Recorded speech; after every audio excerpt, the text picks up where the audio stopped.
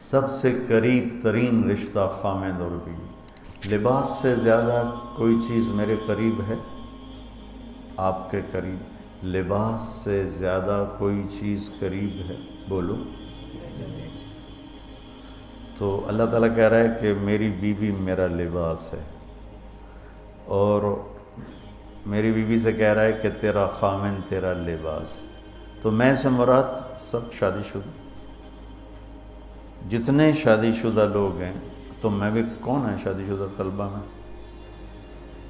ماشاءاللہ کافی بابرکت مجمع ہے۔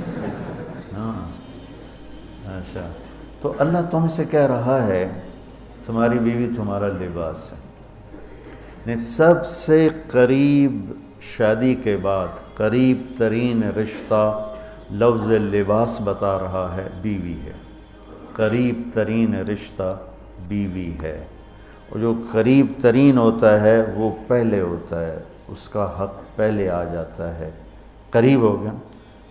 اور کل میں نے کہا تھا کہ لباس اور میرے درمیان کوئی چیز حائل نہیں ہے۔ اس سے میں نے وہ ایک حدیث کو اس کے ساتھ جوڑا تھا جو آپ نے حضرت فاطمہ رضی اللہ تعالیٰ عنہ سے فرمایا تھا کہ جسے میں پسند کروں اسے تو پسند نہیں کرے گی۔ تو چپ کر کے واپس چلی گئیں اور اپنی اور بیگمات رسول سے فرمایا کہ بھائی آپ جانو اور آپ کا مسئلہ، میں اب اس میں نہیں پڑتی۔ تو یہ رشتہ سب سے قریب ہو جاتا ہے، اس سے قریب اور کوئی رشتہ نہیں ہے۔ جب یہ سب سے زیادہ قریب ہے تو اس کے حقوق بھی سب سے پہلے ہوں گے، اس کا حق بھی سب سے پہلے ہوگا، اس کا خیال بھی سب سے پہلے ہوگا۔ ہمارا جوائنٹ فیملی سسٹم ہے، میں کوئی بچیوں کو ساس سسر کے خلاف نہیں بھڑکا رہا، جو سسرال میں زیادتی ہو رہی ہے میں اس کے ازالہ کی کوشش کر رہا ہوں۔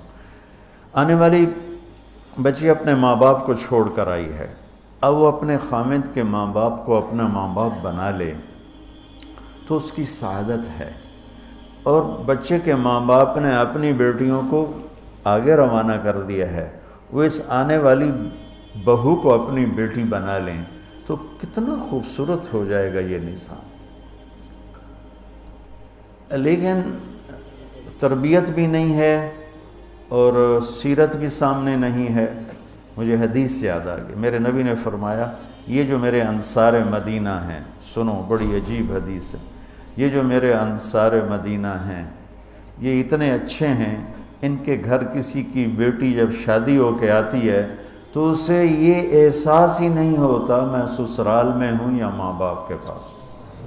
یہ میں چاہتا ہوں، یہ میری تشریح میں کوئی کمی زیادتی ہو جاتی ہوگی، کوئی سائڈ زیادہ بیان ہو جاتی ہے، کوئی کم ہو جاتی ہے، لیکن میں یہ چاہتا ہوں۔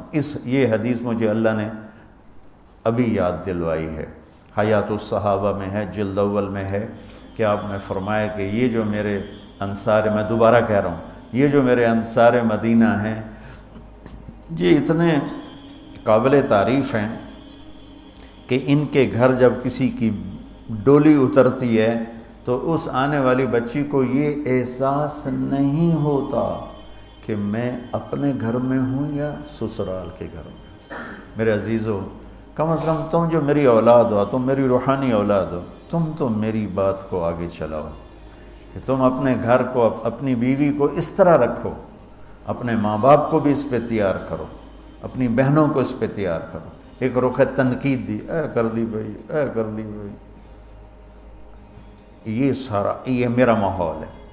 پتہ اٹھیندی کے میں، باندھی کے میں، ٹردی کے میں، یہاں تک یہ ساری کہاں سنی بات ہے۔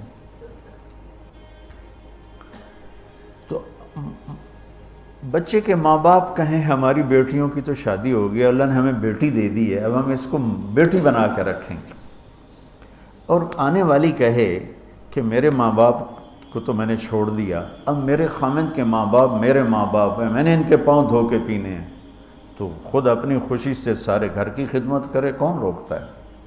لیکن جو ہمارا ایک جابرانہ ماحول ہے اس نے اس رشتے کو توڑ کے رکھ دیا ہے۔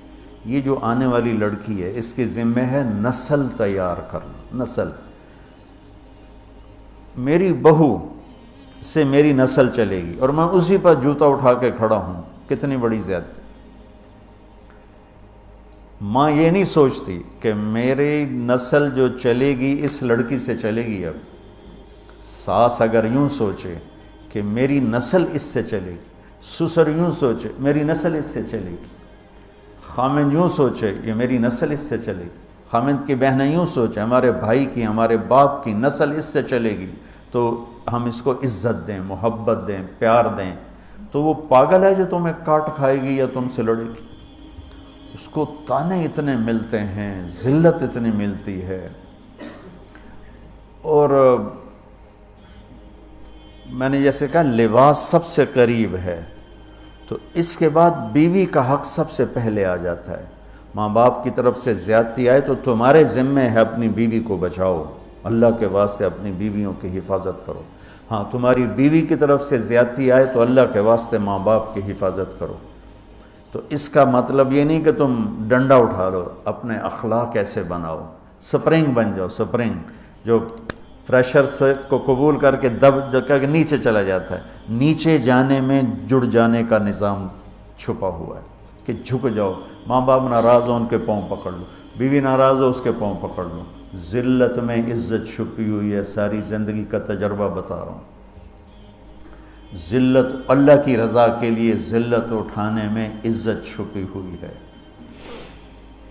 ہن لباس لکم، کتنا ہی مجھے غصہ چڑھا ہو میں اپنے کپڑے پھاڑوں گا؟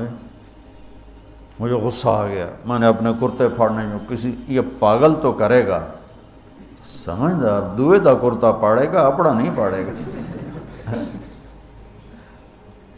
اب مجھے بیوی پہ غصہ چڑھ گیا تو میرا لباس ہے، اس کو تار تار کر دوں، گالیاں دوں، تھپڑ ماروں؟ تو ایسا ہی جیسے میں اپنے کرتے کو پھاڑ رہا اور اپنے کرتے کو تار تار کر رہا۔ بیوی کو غصہ چڑھے تو وہ اپنے کپڑے پھاڑتی ہے۔ کپڑوں کے لیے کتنے حفاظتی نظام ہیں، الماریاں بنی ہوئی ہیں اور ہینگر بنے ہوئے ہیں، کریز خراب نہ ہو۔ میں جب پڑھتا تھا نا لاہور، تو اسکول میں یا کالج کا میں سب سے خوش لباس لڑکا کہلاتا تھا،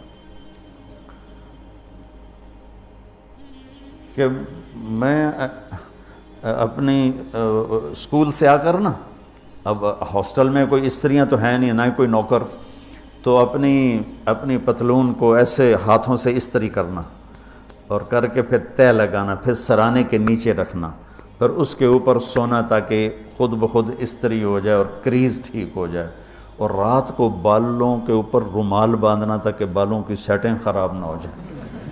کیونکہ میں نے بال بنوائے تھے وحید مراد کٹ بال، 2 فلم سٹاروں کا ہیئر کٹ چلا، ایک دلیپ کمار کا، ایک وحید مراد کا۔ تو عام جو تھے نا بال کاٹنے والے، وہ 8 آنے لے کے بال کاٹ دیتے تھے۔ وحید مراد کٹ کے لیے 5 روپے لگتے تھے۔ 5 روپے اس زمانے میں بہت بڑی دولت تھی، جب ڈالر 1 روپے کا تھا۔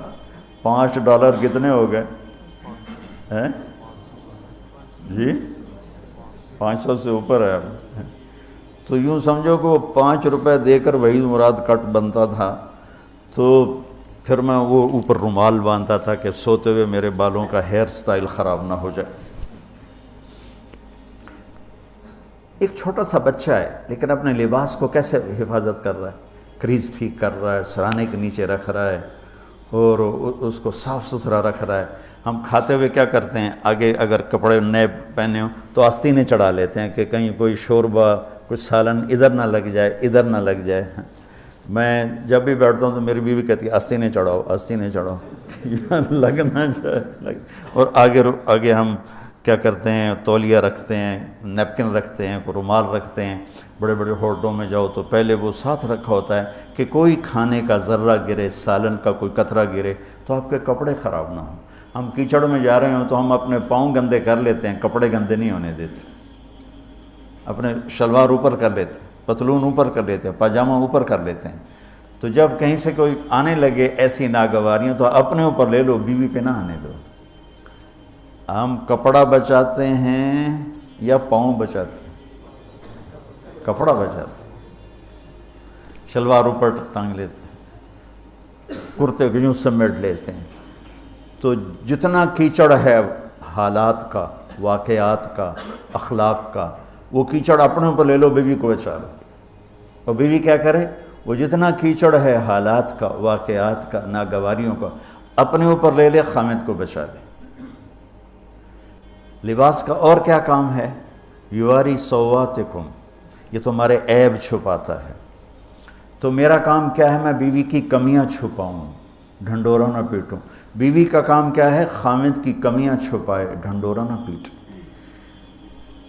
دوسرا کام کیا ہے لباس کا؟ وریشہ، لباس مجھے خوبصورت بناتا ہے. یہ ایک واحد رشتہ ہے جو زندگی کو خوبصورت بناتا ہے. سب کچھ ہو، بیوی نہ ہو تو تنہائی کا احساس مار دیتا ہے. اس سے ایک اور مطلب نکلتا ہے کہ لباس کے بغیر ایک لمحہ گزارا نہیں.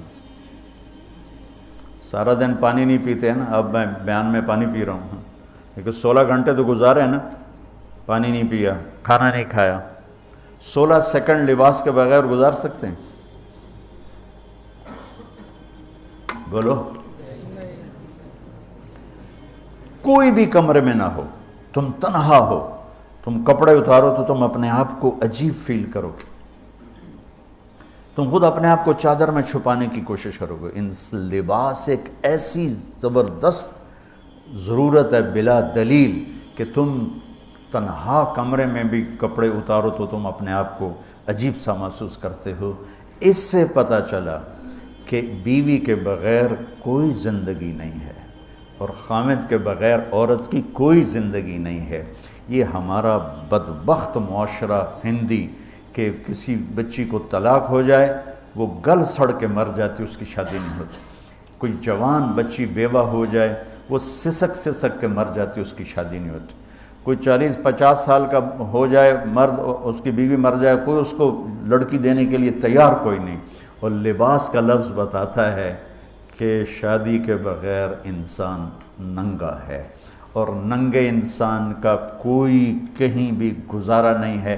لفظ لباس بتاتا ہے کہ ہم اس چیز کو رواج دیں کہ شادیاں ہوں، بیوہ کی شادی ہو، مطلقہ کی شادی ہو. کوئی کس کی بیوی مر جاتی ہے، حضرت ابن مسعود کا فرمان ہے اگر میری موت میں 10 دن باقی ہوں تو بھی میں شادی کر لوں گا اگر میری بیوی مر جائے تو. ابو ہریرہ کہتے ہیں اگر میری زندگی میں 7 دن باقی ہوں اور میری بیوی مر جائے تو میں 1 ہفتہ بھی شادی کے بغیر نہیں رہوں گا، میں شادی کر لوں گا. تو ہم ایک ہندی معاشرے سے متاثر ہیں جہاں بیوہ کی کوئی سنوائی نہیں، مطلقہ کی کوئی سنوائی نہیں، اور کوئی جوان بھی 2-4 بچے ہیں اور بیوی مر جائے تو اس کی کوئی شادی نہیں ہے. وہ سسک سسک کے وہ بلک بلک کے زندگی گزارتے ہیں.